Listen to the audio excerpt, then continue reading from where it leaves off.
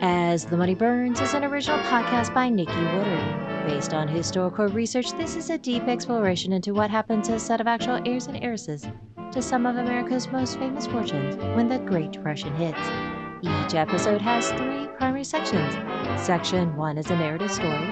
Section 2 goes deeper into the historical facts. Section 3 focuses on contemporary, emotional, and personal connections. Story recap. Young Alfie Vanderbilt turns 21 and comes into his fortune, as Doris Duke fights for her fortune and wins against the tax man. Now back to As the Money Burns. World's Worst Gigolo. Some weddings might be grand, but nothing catches more attention than a good divorce scandal.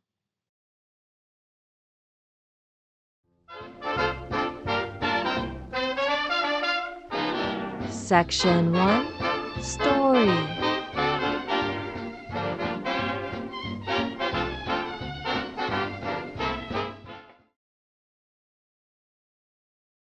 Glamour and romance are great, but ever so fleeting.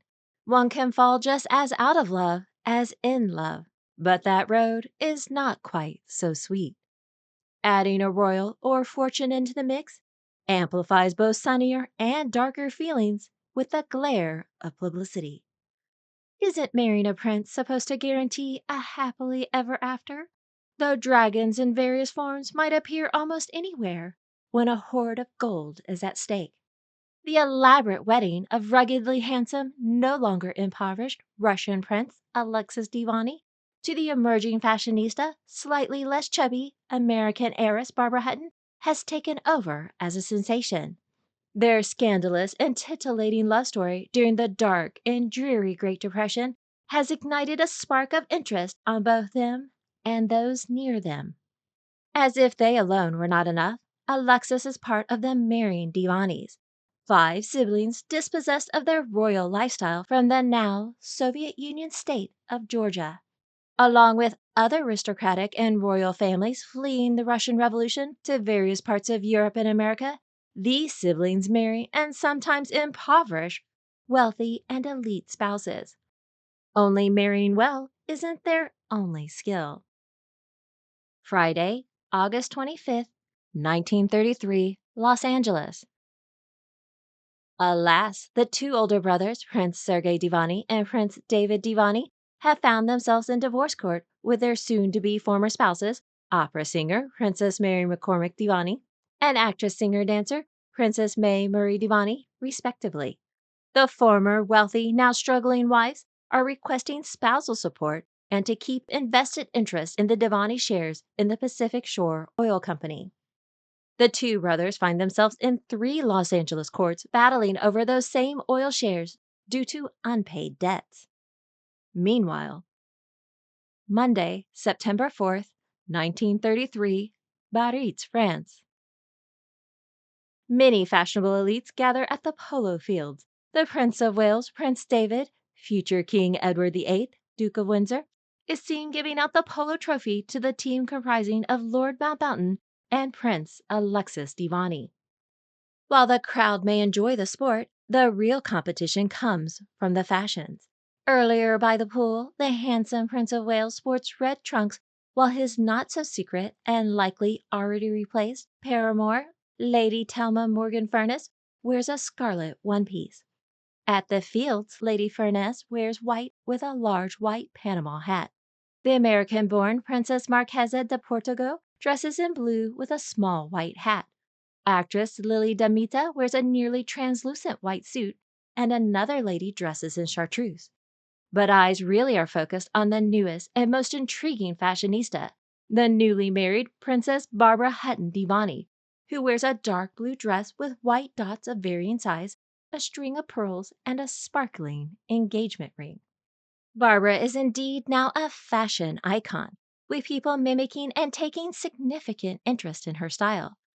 With the assistance of her enigmatic seductress sister-in-law, Princess Roussadana Roussie Mdivani Sert, Barbara has a small photo by Cecil Beaton featured in August 1933 Vogue. Barbara's black enamel painted nails are copied by others in Biarritz. Her black pearl engagement ring leads to a Russian buying the smoky gems from New York jewelers. Her Chanel shantung with stars printed on red is turned into pajamas. Another silk dress from her wedding attire copied. Even 30 miniature replicas of her shoes with buckles and Mdivani coronets are created for a special exhibition in Paris. But being a glamorous newlywed can come with some downsides. All the public attention doesn't necessarily bring out the best in gossip tidbits, like little news pieces on how her husband, Prince Alexis, owes the Nessie Church for their June wedding. It seems the prince might have made the $1,200 donation, almost $29,500 in 2025.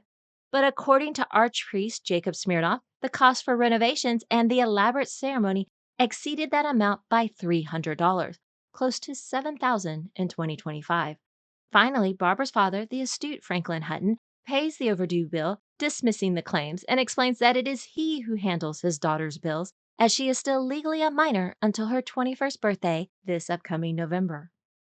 Yet, as the newly minted Princess Mdivani's life might be enviably glamorous, her soon-to-be former sisters-in-law crumble into the scandalous. Shameless doesn't even seem to do justice to all the reports in the press as things get heated and, shall we say, quite dirty. Mary requests $600 in alimony, roughly $14,660 in 2025, in addition to the $40,000 loan, nearly $977,500 today, she made to her husband for the Pacific Shore Oil Company shares. She claims that she received a black eye from Serge, who later retorts that if such a ridiculous thing happened, that it only proves he is a he-man. Both David and Sergei insist their wives stop working during their marriage, and that the women should be totally subservient to their husbands. The men live large, too large, devouring their wives' fortune. Mary's not only had to deal with the expense of Sergei, but the implosion of the Insull energy empire, eliminating a large portion of her wealth as well. Naturally, upon separating from their husbands, both talented ladies immediately head back to work. Along with the Paris news, other stories pop up.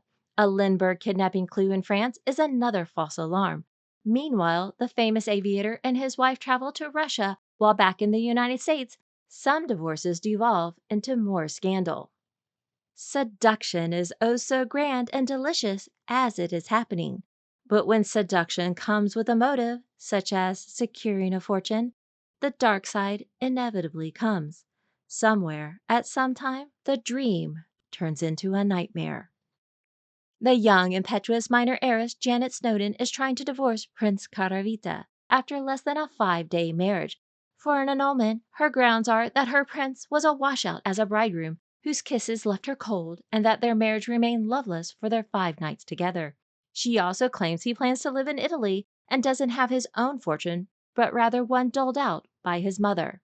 The Latin princeling is one of the most famous racing motorists in Italy, and Prince Caravita contends that Janet is actually in love with the Portuguese pretender, John de Braganza.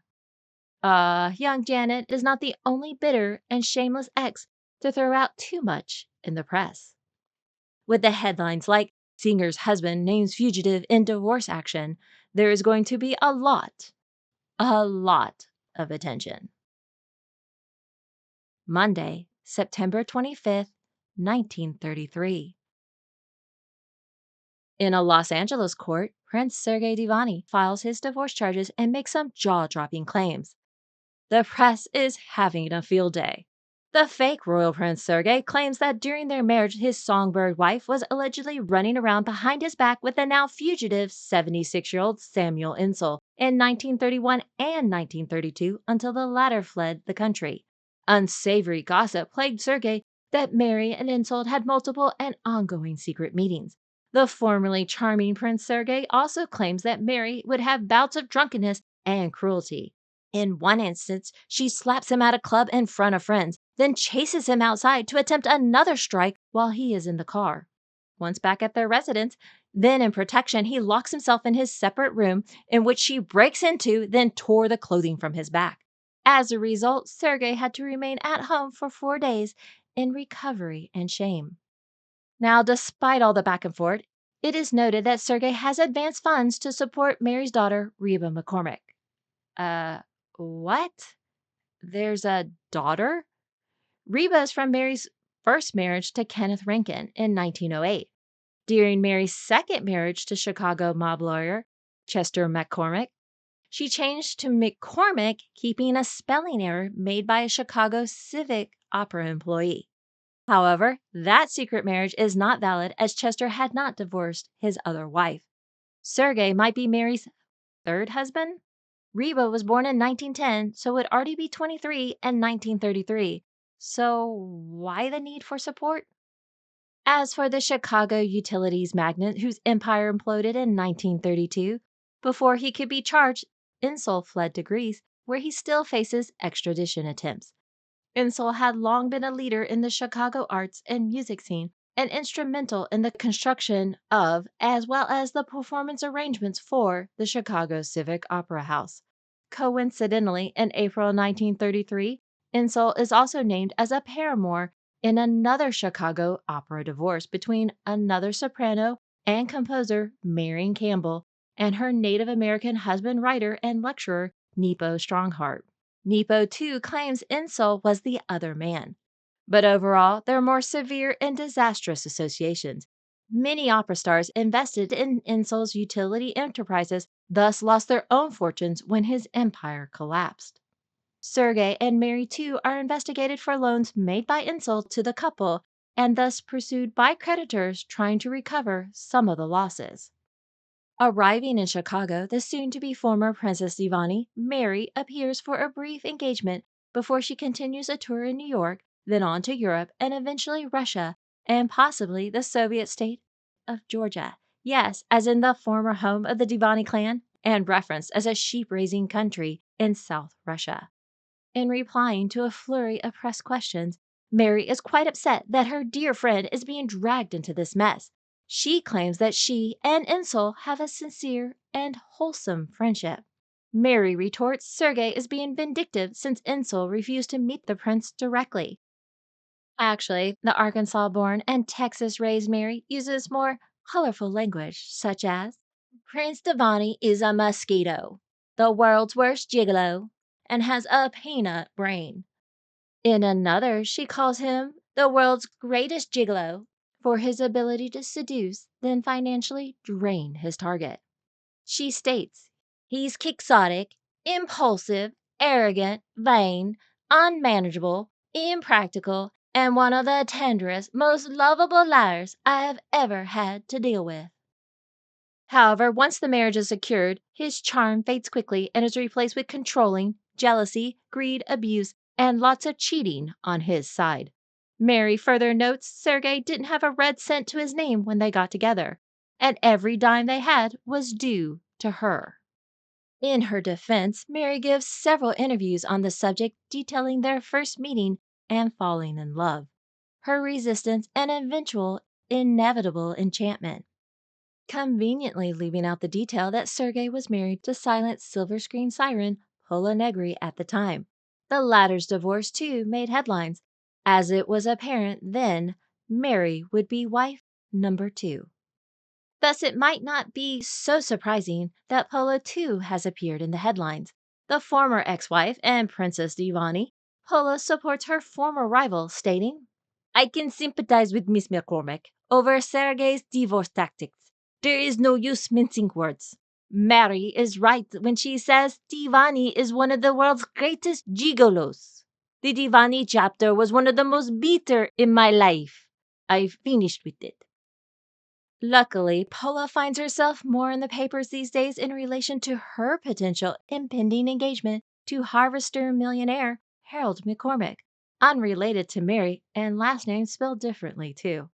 Over the past several months, Pola and Harold have been spotted in all the fashionable resorts in Paris and on the Riviera. Harold is the former husband of Edith Rockefeller and secondly to Polish opera singer Gana Walska. For the latter, Harold supported her unsuccessful opera career and earlier had thwarted the promising cowgirl soprano Mary's own early entree into the Chicago Civic Opera. However, that disappointment led to a brief shakeup at the Opera House and Mary coming under the tutelage of renowned opera singer and prima donna Mary Garden, who also mentored Cobina Wright, as well as Mary befriending her longtime friend and somewhat patron, Insull. Too bad both protégés ignored Mary Garden's most important advice. A career in opera requires more than talent, but hard work and sacrifice. Great sacrifice. Her own unequal success due to simple living and no marriage, which also means no children. Wednesday, September 27th, 1933, Athens, Greece. The former utilities baron and foxy grandpa Insull merely laughs and shrugs his shoulders over all the hoopla. His only true concern is evading a second extradition trial to prevent returning to the U.S. to face charges involving his collapsed empire.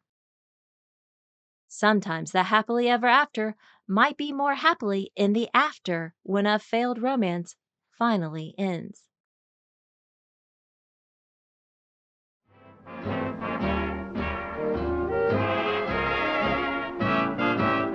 Section 2, History and Historiography.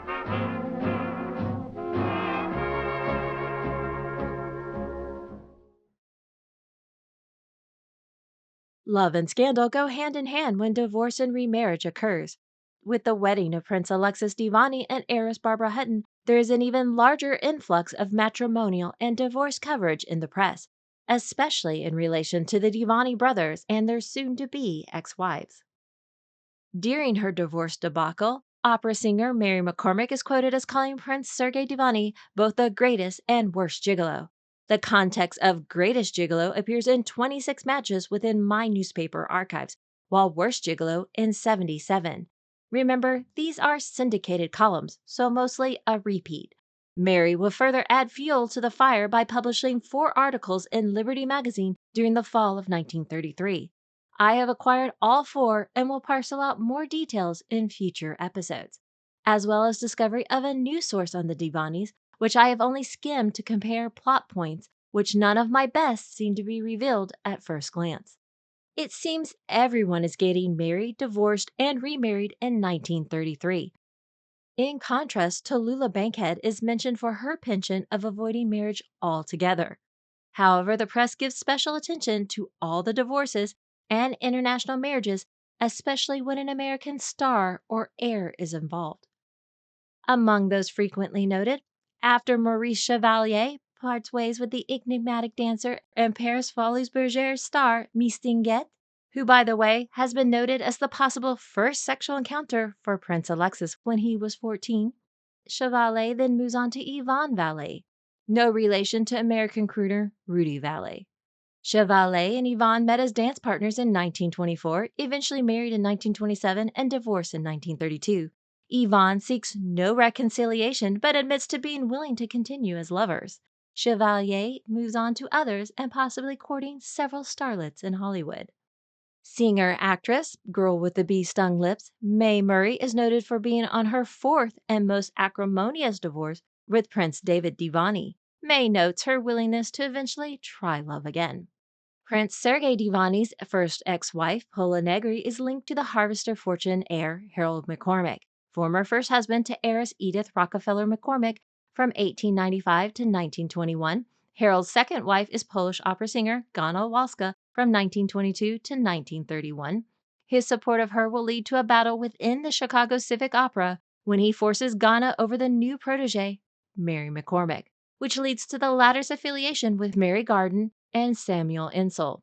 Harold's devotion to Ghana's career, despite her being known as a terrible singer, is noted as one of the primary inspirations behind Orson Welles' Citizen Kane. The titular character attempts to help the opera career of his second wife, the character Susan Alexander, also based on Ghana. Kane himself is a composite character of William Randolph Hearst, Joseph Pulitzer, Harold McCormick, and Samuel Insull. As for Ghana, she marries 6 times, relatively mostly short marriages, with the last one ending in 1946, though she lives until 1984. Ghana has an American counterpart, American opera singer Florence Foster Jenkins, who is portrayed in the eponymous 2016 film by Meryl Streep. In the 1920s, 1930s, and 1940s, Florence is known and celebrated as cult musical camp with admirers including Enrico Caruso, Cole Porter, and Lily Pons. Another opera divorce with circuitous links within our story, opera singer and composer Marion Campbell is first married to Alexander Winton, the inventor of the American car Winton, a fancy and fast automobile of its era.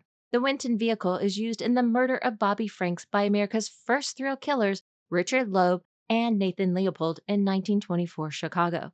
And the murderers are defended against the death penalty by lawyer Clarence Darrow. Darrow was also the lawyer hired by Eva Stotesbury in the Massey rape trial case in Hawaii. Among the top 10 most important events of 1932 are listed as number 1, the Lindbergh kidnapping, number 3, Franklin Roosevelt's first presidential election landslide, number 4, Swedish match king Ivar Kruger's suicide and worldwide company implosion, number 5, Los Angeles Olympics, number 7, Insull's utilities implosion, number 9, the Massey trial, and tied for number 10, Amelia Earhart's solo flight to Europe and Al Capone's imprisonment, all of which have been covered during the course of this podcast. I point this out to emphasize the circular and interconnected nature of the world I am reconstructing and retelling, connecting seemingly random stories back together to further enhance the understanding and contemporary nature of this slightly forgotten world. With that in mind, another famous name appears in our tale, Lord Louis Francis Albert Victor Nicholas Mountbatten, also known as Prince Louis of Battenberg, nicknamed Dickie, instead of Nicky to separate him from his many cousins, including Tsar Nicholas II of Russia. Lord Mountbatten is the last great-grandson of Queen Victoria, born 1 year before her death. He is more known to us as the influential maternal uncle to Prince Philip, and later advisor to young Prince Charles, then Prince of Wales, now King Charles III of Great Britain. Lord Mountbatten is assassinated by the IRA in 1979. In a series entitled What is Wrong with American Marriages, written by several distinguished writers, novelist Faith Baldwin contributes the 6th article, Pitfalls of International Marriages, with an analysis of several high-profile couples, particularly the international unions with poor European royals and wealthy American heiresses, referred inside the article as Mademoiselle Dollars, while the more popular reference is the American Dollar Princess. The actual article discusses the problematic issues from American dollars going abroad, the funding of broken-down estates, cultural issues, and rather unhappy unions. Fairly unspecific in the article, but the accompanying photos highlight specific examples. In particular, each of the Mdivani brides get a mention with a photo. In what is noted as one of the few happy international marriages, dancer Adele Astaire leaves her brother Fred Astaire to marry British Lord Charles Cavendish in 1932. Adele is the one who proposed to him in a speakeasy, and with her mother she relocates to England while Fred spends time trying to find a new dance partner. Also mentioned is Barbara Hutton to Prince Alexis, which is a bit premature as they had just tied the knot. Among the failed marriages noted are Count Bonnie de Castellan to Anna Gold, and both Duke of Marlborough marriages, first to Consuelo Vanderbilt and second to Gladys Deacon. Faith Baldwin is a popular romance author and novelist with over 85 books, comprising of 60 novels, 2 books of poetry, and countless magazine articles and short stories.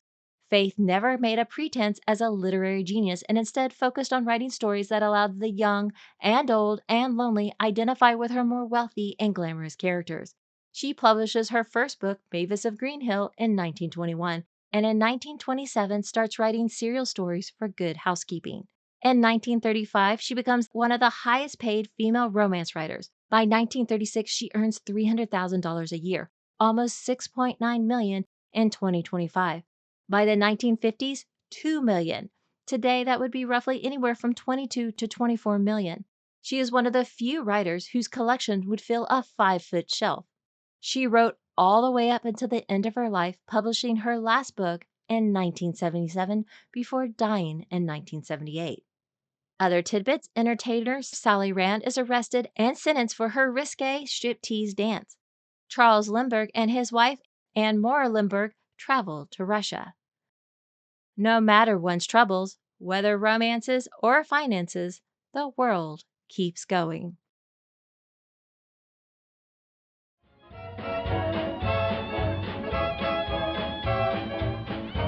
Section 3. Contemporary and Personal Relevance.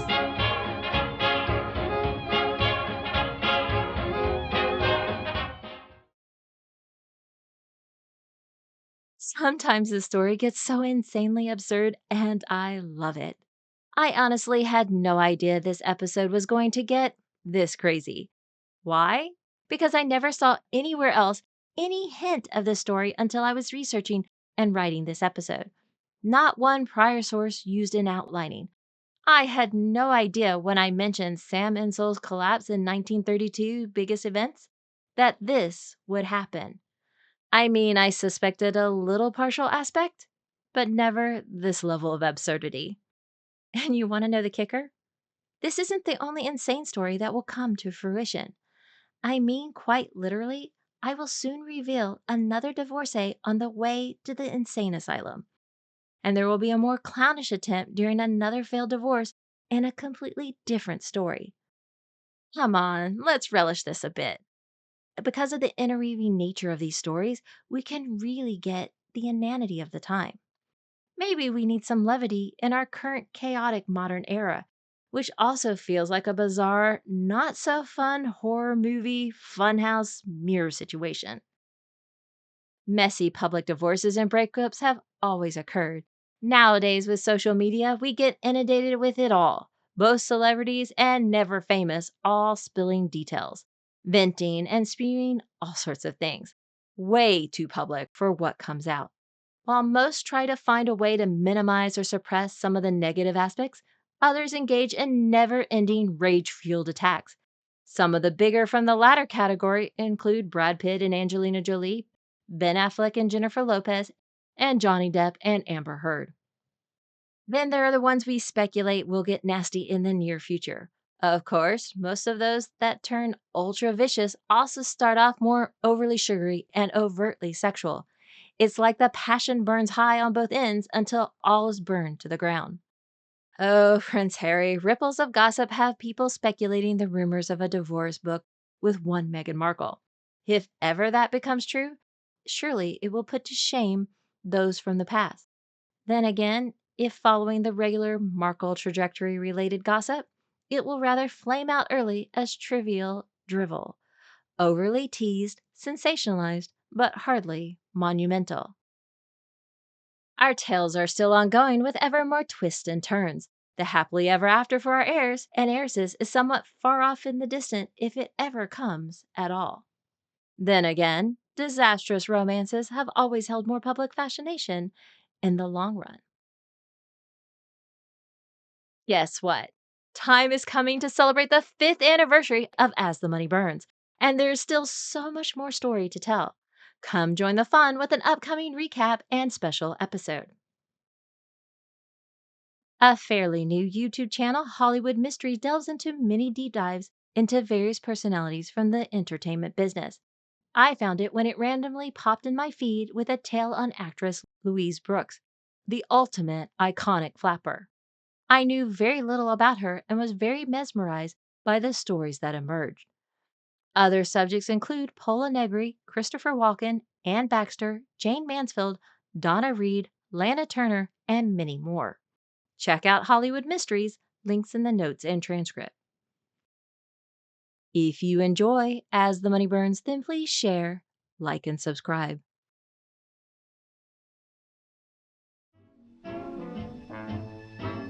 Next, when we return to As the Money Burns.